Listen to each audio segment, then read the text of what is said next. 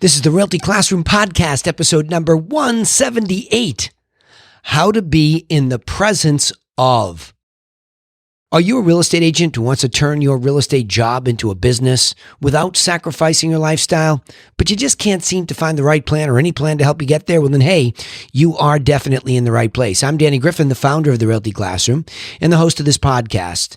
And to help you take immediate action to get started in the right direction, or if you're already in the business, a better direction, I've created a free jumpstart course for you that's waiting at freeagentgift.com, freeagentgift.com. This is the exact general bone structure that I built my entire business from and that I share with all of our agents at our agency. Freeagentgift.com. Go get yourself a copy. It'll help you start to think strategically rather than just trying to do this business on muscle, especially if you're new. All right. In this episode, I want to talk about how to be in the presence of. What does that mean? Well, I'll give credit where credit's due. Jim Rohn, the late, great success teacher, fabulous. If you've never heard Jim Rohn speak before, go to YouTube, just Google Jim Rohn, R-O-H-N, and you will find somebody who is just an amazing wealth of knowledge and wisdom. In fact, he birthed Tony Robbins. Tony Robbins worked for him originally. He's just one of the greatest success coaches, thinkers of all time. He's since passed, but his work will live on for a very long time.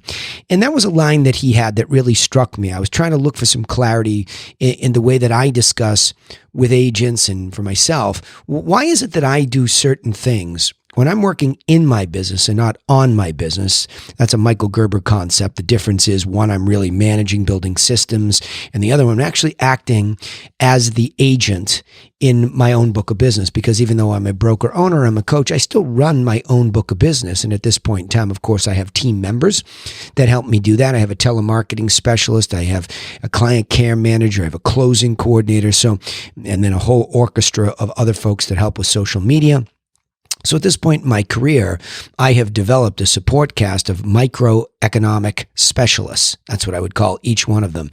And what I mean by microeconomic, they have a very good talent at one piece of the puzzle. Whereas when I first started in the business trying to do it all, I realized that that's not the best plan. So I started to think, though, as I evolved out to work primarily on my business, what do I do when I come in it? And a lot of people sort of look at me and they say, with all that you do, you still do open houses? You still show buyer properties? So as I sit here as of this recording right now, I am fresh. I drove from Boston down to Cape Cod where my office is, where I do my podcasting. And I just left an open house and I was in the presence of people.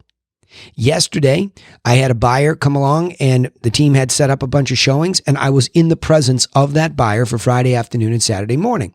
So here we are at the end of the week and I am in the presence of people that are trying to do business with me, right? That's what I'm doing.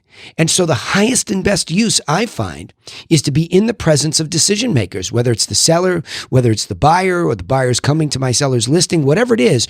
I like to be in the gladiator pit with the gladiators, okay? In the presence of. So let me talk about how I think you might want to think about this. The first step is one, you have to stop being busy being busy. There are a lot of agents that I have coached over my long-term coaching career, which now spans over 16 years of coaching, thousands of hours. From new agents to super uber top producers, I've had the blessing of being intimately involved. And I can tell you, if I go to the top producer end of the scale, a lot of top producers, when they come to me for coaching one-on-one, they're a mess. And they are really busy being busy. And when I say that, a lot of them are caught up in just trying to get as many leads as they can. And they're busy doing that. And they're always looking at a new platform. And a lot of the platforms are doing the exact same thing. They're bringing mostly only buyers and they're bringing mostly low-end buyers. And they're so busy being busy that they don't even see how poorly developed their listing side of the business is. What a poor decision to not move at least more sales towards the median price so that you can drive profit. That's what I mean. Newer agents, as I'm experiencing that in the digital age, there are a lot of fabulous people that we're talking to at my brokerage, The Griffin, which is now becoming a national virtual agency. I see so many of them come in and the first thing they want to talk about is social media. And they're busy being busy on social media. You can go there and they're doing some amazing things. So I think to myself, my gosh, these young people that are at the agency are so good at social media. I mean, obviously, I have a clue. Here I am doing my podcasting and I have my studio, but it's always in support of the other stuff. It is not primary. So if I've been in the presence of somebody, I've given them physical materials that lead them back to my digital presence where they can hear more from me, about me. So it's always a support cast. It's not primary. So a lot of younger agents versus those top producers I explained, they're all just so obsessed with spending so much time on digital as if what? As if that's the fastest path to get them in front of or in the presence of potential prospects who become potential clients, who become potential closings, right? So you have to understand that the business is to be profitable. So the second point that I wrote down here today is that what leads to a predictable cash flow, right? What leads to a predictable cash flow is being in the presence of people who appreciate the service you're offering them for free, so much so that they're willing to give you the shot to become your client. And if you can do that across at least a few names every single month, you have a wildly successful business. And I mean wildly. Do the math. Go look at the median price in the area that you really would love to do business and look at what it would be like to do a deal or two a month if you stayed there and even mixed in some higher end stuff. Because people are people are people. In fact, my experience at the high end is not what a lot of you get afraid of thinking it is. You think they're look down the end of your nose type of people. I just met some of the most brilliant, wonderful people at this open house, both Princeton graduates, masters from Yale, and they couldn't have been any more down to earth. They couldn't have been any nicer, any more respectful of what I was teaching them and how I was teaching. Same thing with some other folks that came up from Florida yesterday. I mean, just some super, super people. And by serving, what's happening is that that's leading towards predictability of the future revenue of my company. Because I'm in the presence of these types of people and I am demonstrating value by educating them. So whether it's started off by us mailing them packages or giving them away at an open house and taking the time to explain the benefits of this place versus that place, I leave them all better than I find them. And what happens is they become magnetically attracted back to me and want to become a real prospect exclusively for me. They're not a client yet necessarily, but they want to learn more. And then the minute we hit the road or the minute we list, they become a client. So if I can repeat those behaviors of stop wasting my time on the supporting stuff that I have to do first, and I can reshuffle the deck and say, how many people was I in the presence of this week? And if the answer is 0, well, then it's an easy thing that I have to do. And tell you the truth, it's a Sunday when I'm recording this. I did not want to go up to Boston today from the Cape because I was tired. It was a long week. And I said, but I must be in the presence of people. So I drove up there just for the day to do the open house. I had it booked. Laura put it into the MLS and I went up there and I did it. And I sat there for a good solid hour and 15 minutes and nobody came. And I went up to start to close the place down. I got a text because I leave a sign on the door, text if you're here. And they did. And there they were with about 10 minutes left. And so it's just stunning when you really push yourself, even when you don't feel like it. See, a lot of you might listen to the podcast or might be coached by me and listening to this, and you think, oh, do you ever run out of energy? Sure. Of course I do, right? But I still will execute the part of my life that I know if I'm honest with myself and my work ethic is true, I must at least get in that work to be in the presence of people as often as possible. And so this week was a very positive week because it led to 2 deals. So 2 of those, and these aren't small deals. So one, and sometimes I can't be in the physical presence of. I have a client who lives in Boston and we listed her house mostly just over the phone. But it's just an enormous amount of communication via the phone. So when I can't be in the physical presence of somebody, I'm going to at least be in the auditory presence and then only supplementing with text and email if I have to. So you see that hierarchy of being in the presence of goes kinesthetically, meaning physically, then auditorily because more can be expressed, tone can be heard, and lastly, only as a supportive device, text and emails. I want to be in the presence of those people. So, for example, the buyer is going into a competitive situation, but I was in the presence of the showing and I was in the presence of the agent who knows me, and I kept asking what's important to the seller, and I got the little tips and tricks so that when we went to write our offer, I asked for guidance. And because I was in the presence of this person. And I went and took care of the listing. I told her, there's a couple things that need to be tightened up before she locked up the house, and gave her heads up. And I was in the presence of that. So between being there physically and reconnecting, our kids went to school together, and then, having more auditory clarity and making her life easier. We're going to get the deal, I'm pretty sure. Right? Because I've been in the presence of. And all of this is making my cash flow predictable.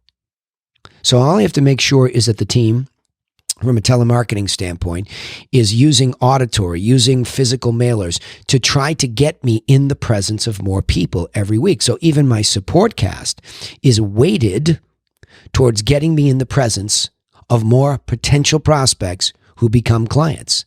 And then even when we have clients, I have a client who needed a price reduction, and I didn't try to do it over the phone. I asked to be in the presence of both husband and wife, and I went there. And there was a lot of explanation, and these are past clients. And they're business people. And they doubted my theory about a price reduction during, multiple negotiations that haven't gone anywhere. But then by being in the presence of and being able to articulate it and being articulated to them that they had nothing to lose, I got the price reduction that I believe I need to make a market for it. So see, all of this by being in the presence of people. You have to be physically present with them. Auditory is second, and the rest is support. Third point, right, is really being in the presence of more prospects and clients. And that takes a little bit. So number one, being in the presence of these folks gets you more predictable cash flow. But then you have to scale this up to make sure it is predictable. So being in the presence of more of them, you start to build these lists where you're serving. So you create a prospect whose timing is 6 months out, but they're a real good prospect. You have to make sure that's when you can use digital to support them. And then you get an auditory. And then if you can go out and show us some of their favorites as a buyer, you're there. Or you can stop by the house. You continue to try to be back in the presence of prospects who have been already prospected. Right? And then, like I said, be in the presence of those clients. I just gave you a couple of examples. So the two things, how to get more predictable cash flow, goes with this third point, being in the presence of more prospects and clients, physically and auditorily second, only supported by the rest. That's the 1-2 punch, right? And I want to emphasize that as the fourth point. Staying physically connected, not just digitally. See, and I just had a coaching moment with one of my clients today. He called me about his telemarketing system that is creating soft prospects, meaning they have identified they would like to sell their house. They have identified there will be a high motivation in the next 12 months, and they have identified themselves as somebody willing to accept our package of information that's helpful. So that physical package even is in the presence of the human, whereas digital, you just can't have that kinesthetic experience. So even if we can't get to the house, we send the old benevolent Trojan horse, as I say, because when they open up this package, there's all this benevolence, this information, a market update that answers how's the market with some very simple statistics. 5 or 6 properties that sold around them, straight from MLS, pictures, details. And then a copy of the 7-step plan. It's the what to do. And if you want to use us, we'll show you how we do it. So that arrives. So all of this has been a good auditory start, a physical presence because we can't get in the house yet. But then a lot of people just sort of fall off there. And that's strange to me, that you've actually begun to create these prospects that you can get physically with, and yet you're right back to the lead gen, or you're not really sure what happened, and, I couldn't get them on the phone again. What do you mean you couldn't get them on the phone again? What did you say when you left off with them? How about I'm sending you some stuff that's really important, and I want to make sure it arrives. What's the best day next week to call you? AM, PM? Is this the number? See, we have to really be digging in for the ultimate outcome to be in the presence of more of these people. So if you start to hide behind digital or just hope miraculously the digital is going to get them fully converted into a client, that's absurd. Stop doing that and stop presuming that and take full responsibility for the full conversion of your prospects into clients, and then obviously do a really good job when they're clients and make sure you get a lot of help during the closing. All right, let me go back and summarize this.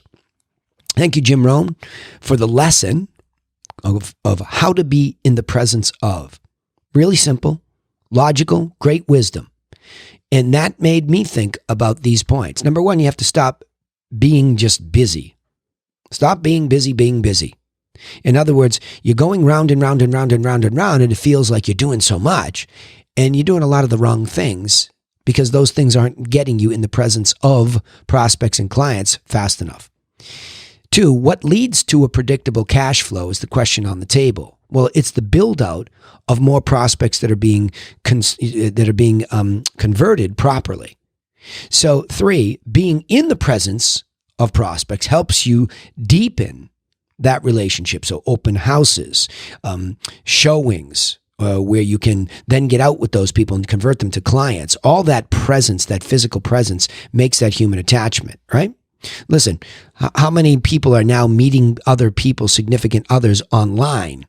Well, online can only take you so far until you're in the physical presence of that person. There's no real relationship. Get it?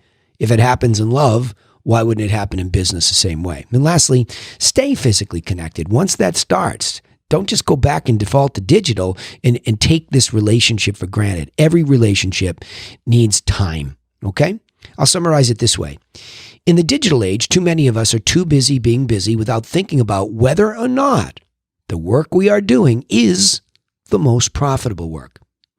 We're in the relationship business, period. And there is no better way to be in a human relationship than being in the presence of people. And in our case, prospects and clients. Although digital mediums are a wonderful way to support a relationship, there is no alternative to building a predictable business that's more primary than spending as many hours as possible each week in the presence of people, real humans, who are likely to do business with you.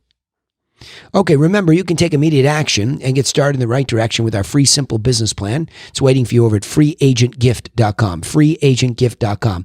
Also, don't forget to subscribe to the podcast on iTunes, Spotify, or wherever you listen. And I say that with all sincerity. These are the things that we actually do every week. I am not some theorist. I do these things myself. I teach them to top producers in our ultimate elite mastermind, and we share them with you. We give you the same stuff we're talking about in the synopsis. But we also broadcast our live telemarketing training calls on Facebook and YouTube, and you can go look it for that there. So remember, turn on those page and channel notifications, and from time to time, you can tune in and eavesdrop. We'd also appreciate it, of course, if you would share the content with other real estate agents just like you so that they get the help they need. And remember this, I sign off the same way every time. Nobody's coming for you. Nobody. So go get to work on your business, and we will see you in the next episode to help you do just that. Thanks again.